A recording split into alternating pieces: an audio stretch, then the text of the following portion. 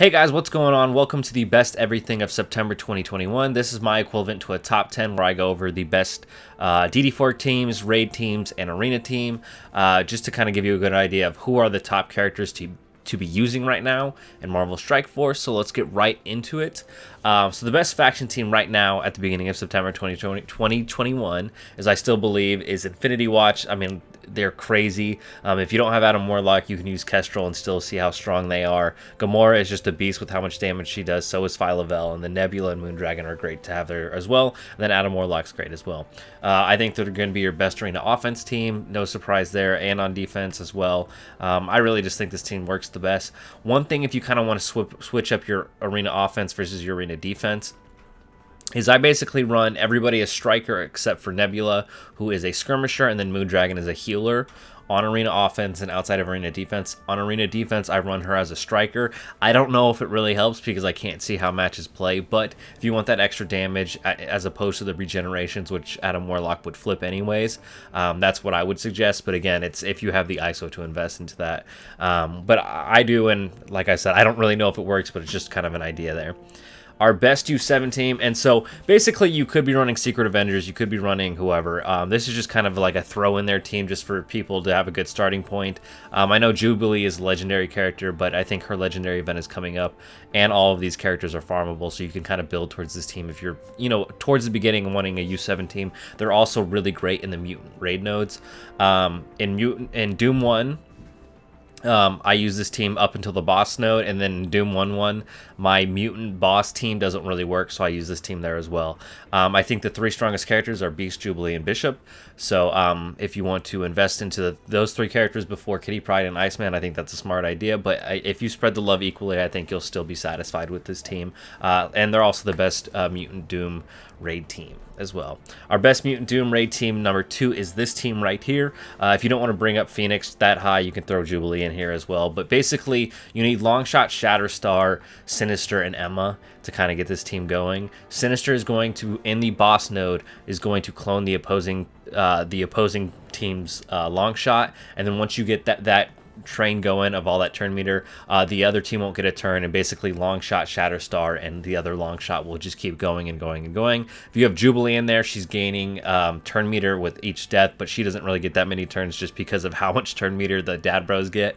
And then I think if you use X23 in there as well, she will get turn meter and do a little bit more too if you want to bring her up. But I don't really use her outside of war, so that's kind of like a cautionary tale. But if you have the resources for it, you may want to invest into it. Our best Bio Doom team, I just think this is the best. Bio kind of sucks to get through right now. It is a task to get through. I think Phyla-Vell makes that really easy with how much damage she does.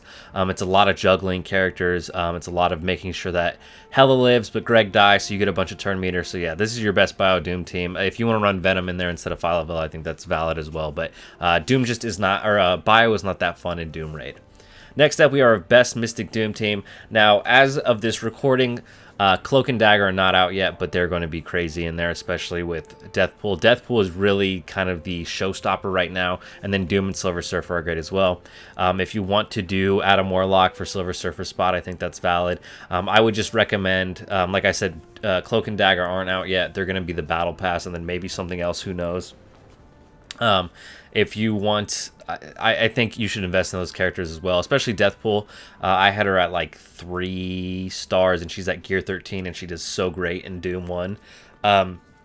So I think that this is going to be the New Warriors is definitely going to be the best new Mystic team right now.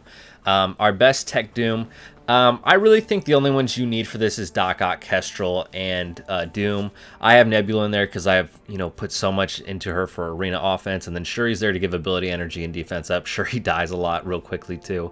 I would like a better 5th in there. If you guys have any suggestions, let me know. I know Ghost works pretty well, but the level that Kestrel, New Nebula, and Doom do compared to a lot of the other tech characters available is ridiculous. I think Doc Ock is there and helps out greatly with his passive and with calling in Shocker and all his heals and stuff. And then, like I said, Shuri's there for ability energy. Our best skill Doom.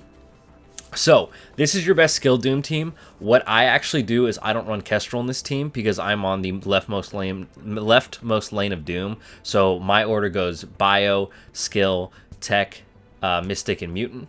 I don't run Kestrel in there, I run Moondragon in there, and that allows me to throw it on auto so I don't have to worry about cooldowns for when Kestrel hits tech. Then I can actually play through tech. It's all just ease of use, but this is definitely your best team. I like Gamora in there with how much damage she does. Secret Avengers is a great team, and they pair very well with Kestrel. You could also throw Nick Fury in there. I've seen people do that, but I like Gamora just with how strong she is. A lot of people will probably invest into her anyways for arena offense. So that's kind of the route that I would suggest you going. But I think with skill you have a lot of options, a lot more options. But yeah, that does it for our Doom Raid teams. Let's go into DD4. So our best DD4 global team. I'm sure you guys have seen some of the videos of Secret Avengers in DD4. So I think you should run those 3 anyways. You're going to build them up for raids. And then I would definitely suggest Emma and Ghost.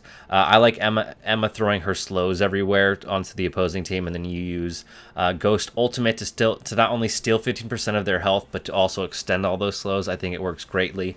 I think also with the final node in global, I think it's global, you can clone a bunch of symbiote Spider-Mans, and that makes it a little bit easier. But I think this is definitely the route to go with, especially with how power crept these new characters are. Best Cosmic DD4 team is basically Infinity Watch plus Kestrel minus, Adam Warlock. Obviously, you can just throw it on auto, and you don't even have to look at what's going on the screen if you have these characters built up. It's an easy time. Now, I'm going to go out on a limb. Of course, Cloak and Dagger are not out yet at this time, but I think they're going to be great in DD4. And the reason I think they're going to be great in DD4 is mostly because of Cloak. Let's go look at his passive real quick. So his passive, and this is just on MSF.gg, if you put a T4 into his passive, the thing that I really like about him for DD4 is at the end of this character's turn, 50% chance to steal 5% health from the most injured enemy and all adjacent enemies and redistribute to self. So he's going to, if there's a group of what's the most you can hit? I guess 6. He's going to steal 30% health at the end of his turn. If Dagger is an ally, he will always steal that 5% health as opposed to the 15% chance, and that's why I think you should bring Dagger in there. Now, what I will say is it's tricky with him because of the miasma, and that's the big hubbub of this patch is basically Deathpool needing miasma and Cloak needing miasma. If you are already through your first run of DD4 City, I think you should go for Deathpool. If you are still building for DD4, you don't have DD4 City yet, I think you should go for Cloak. I think with Deathpool, if you're building for DD4, you're probably not super invested into Doom Raid right now, and you can use Axemen to get through U7, and I think you will have a better time with him in DD4 City. But like I said, if you're already through DD4 City your first time around, you already have those characters invested into, then just go with Deathpool, because it's kind of a good stopping point. Now, I know a lot of people probably are going through DD4 City,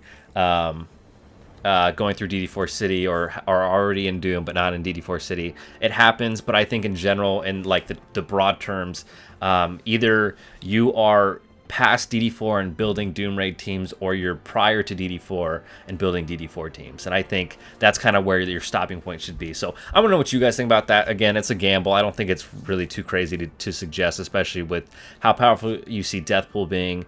I imagine Cloak and Dagger are just going to be as strong as that. And then we have the 3 best symbiotes. I think that's just the best option as well.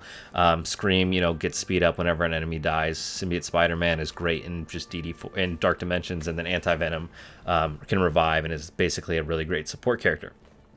Best DD4 legendary. Basically, I'm just suggesting Phoenix. I like Phoenix and Ebony Maw because they have the health steal. Dark Phoenix has her 20% if you have the T4 into her special. Then Ebony Maw has 15% on his ultimate. Adam Warlock is power crept as crazy. I like the slows that Jubilee does with her ultimate, and her blinds are nice. Again, she's not going to land blind every time. And then Doc Ock can extend those slows, which is nice too. You can also run Invisible Woman. I think she's another solid character. I did Blackpool. I didn't like him too much, but again, if you disagree with any of this, please feel free to let me know. Especially if you make a compelling argument, I might pin it to the top of this video or something, just so people can see.